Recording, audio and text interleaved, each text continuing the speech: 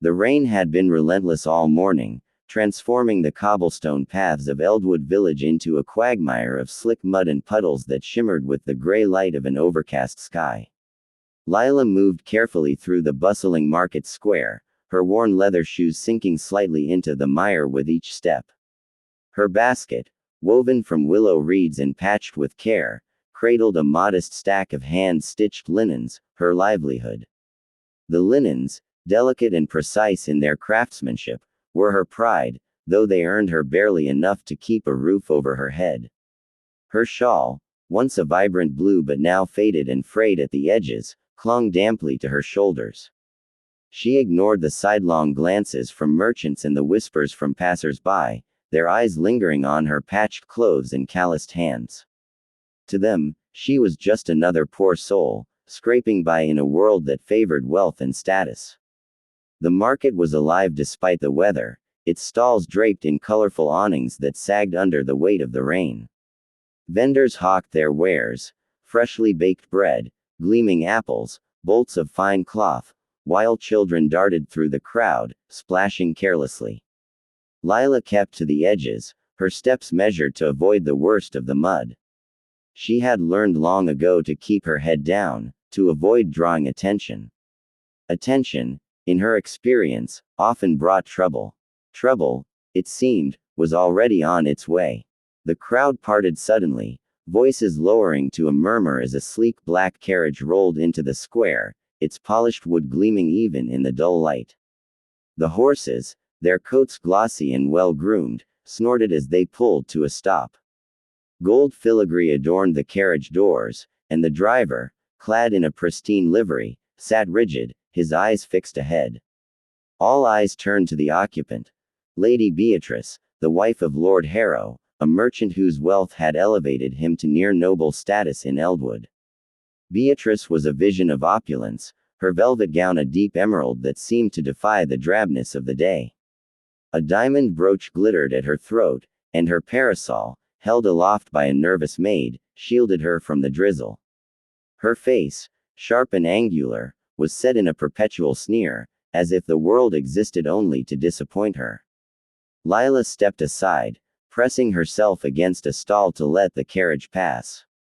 She had no desire to cross paths with Beatrice, whose reputation for cruelty was as well known as her husband's riches. The market's usual clamor softened, as if the very air held its breath in Beatrice's presence. Lila focused on adjusting her basket, hoping to blend into the background. But Beatrice's sharp eyes, scanning the crowd like a hawk, landed on her. "You there?" Beatrice's voice cut through the murmurs, sharp as a blade. Lila froze, her heart quickening. She kept her eyes down, praying the attention would pass. It didn't. "Yes, you, the filthy thing in the rags. Move aside. You're in my way." Lila's cheeks burned, but she stepped further back, her shoes squelching in the mud. The crowd watched, some with pity, others with amusement. Beatrice leaned out of the carriage window, her lips curling into a smirk. "Look at you, covered in grime. Do you even belong here?" Her voice dripped with disdain, each word crafted to wound. Lila clenched her jaw, her hands tightening around the basket's handle. She wanted to speak, to defend herself, but years of survival had taught her silence was safer. Beatrice, however, wasn't satisfied with silence. With a deliberate flick of her wrist, she signaled the driver. The carriage lurched forward, its wheels slicing through a deep puddle. A wave of muddy water arced through the air, splashing across Lila's dress, soaking her from chest to hem. The cold shock of it stole her breath. Mud dripped from her chin, her hands, her basket, staining her precious linens. The crowd gasped, a few stifled laughs breaking the tension. Beatrice's laughter rang out, high and cruel, echoing across the square. "Know your place, beggar," she called, her voice gleeful. "Perhaps next time you'll clear the path faster." The carriage rolled on, the driver not sparing Lila a glance. Lila stood rooted to the spot, her body trembling, not from the cold, but from the humiliation that burned in her chest. The market resumed its chatter, but the weight of eyes on her felt heavier than the mud. She lifted a hand to wipe her face, smearing the grit across her cheek. A vendor nearby, an older woman who sold herbs, offered a sympathetic look but said nothing. No one approached. No one dared challenge Beatrice's cruelty, not when her husband's wealth cast such a long shadow over Eldwood. But Lila was not what she seemed. Beneath the mud and the patched shawl, she carried a secret that could upend the village's fragile hierarchy. Her real name was Alara, once Lady Alara of Thornwood, heir to a noble family whose estate rivaled the king's own. Years ago, a betrayal by her own brother had forced her to flee, her title, her wealth, her very identity stripped away to protect her life. She had come to Eldwood under the guise of a seamstress, her skills with a needle keeping her alive while she guarded a hidden fortune and a royal seal, buried beneath the floorboards of her modest cottage. The seal, a relic of her family's ancient pact with the crown, could restore her status in an instant, if she chose to wield it.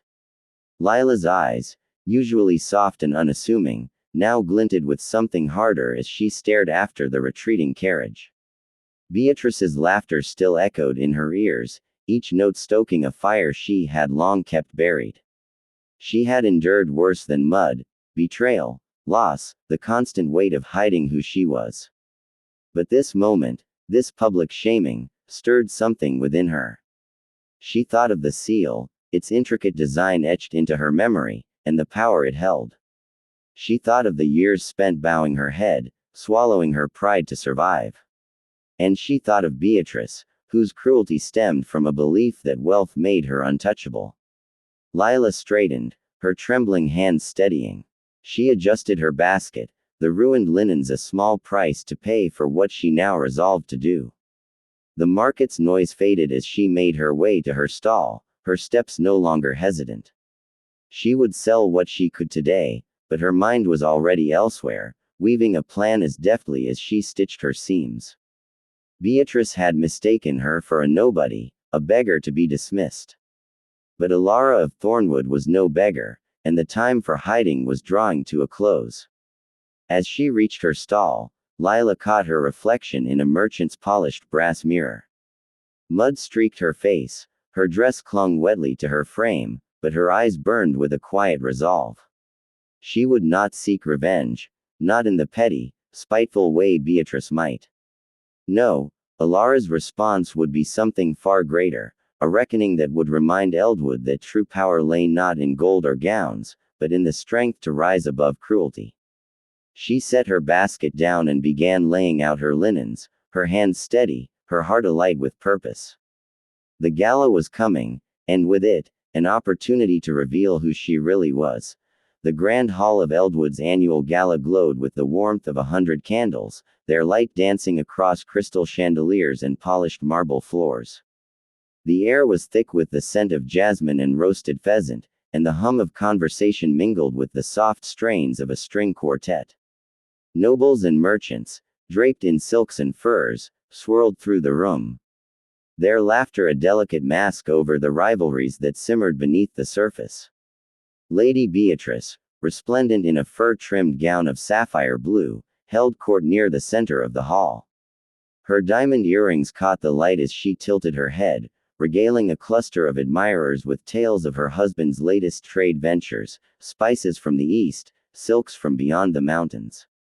Her voice carried the confidence of someone who believed herself untouchable, the queen of this small but glittering world. The heavy oak doors at the far end of the hall creaked open, and a hush rippled through the crowd. Heads turned, conversations faltered, and even the musicians missed a note as a woman stepped into the room. She was a vision in a silver gown that shimmered like moonlight on water, its intricate embroidery catching every eye. The dress hugged her frame with an elegance that spoke of wealth and taste, its train gliding across the floor like a whisper of defiance. Her dark hair was swept up, adorned with a single sapphire pin that gleamed with understated power. No one in the room recognized her, yet her presence commanded attention, as if the very air bent to her will. Whispers spread like wildfire. Who was she? A foreign noble, a royal in disguise. Beatrice's smile tightened as she noticed the shift in the room's attention. Her admirers drifted away, drawn toward the mysterious newcomer. She smoothed her gown, her fingers brushing the heavy gold necklace at her throat, and strode forward, her heels clicking sharply against the marble. "And who might you be, daring to outshine me?"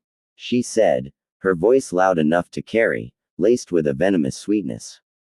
The crowd leaned in, sensing a spectacle.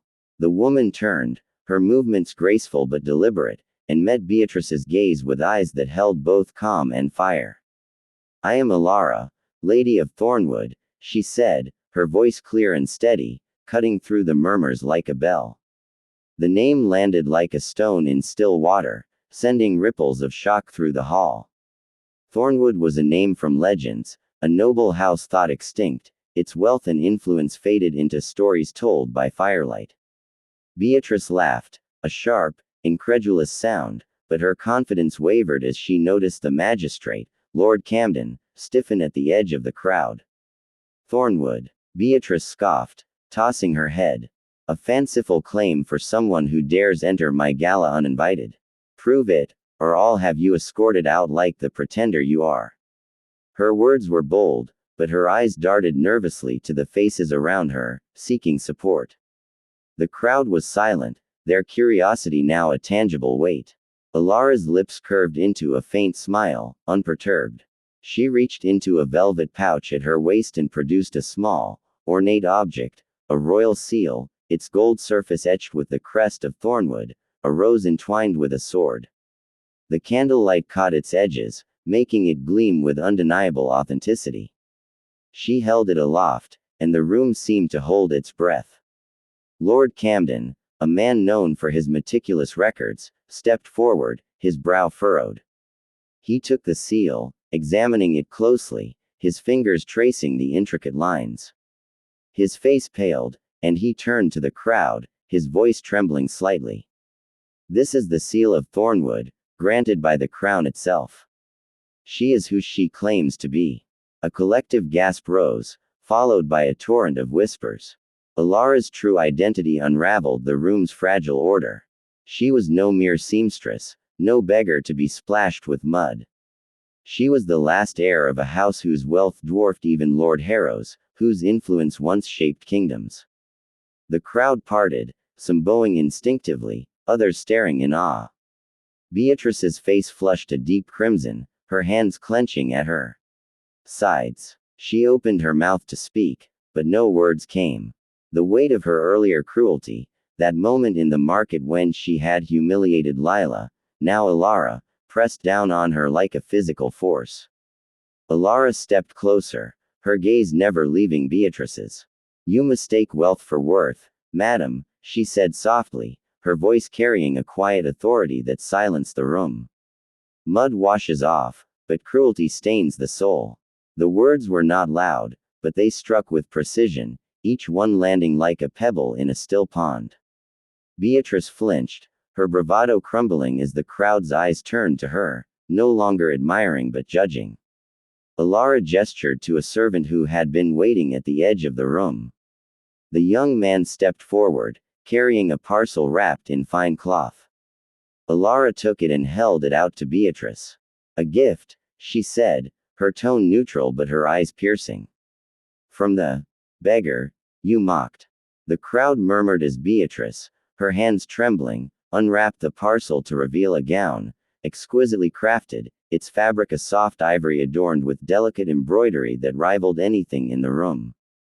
It was the work of a master seamstress, a testament to Lila's skill, now wielded by Alara's resolve. Beatrice's fingers clutched the gown, her face a mask of conflicting emotions, shame, anger, fear. She looked up, searching for an escape, but the crowd's attention was unrelenting.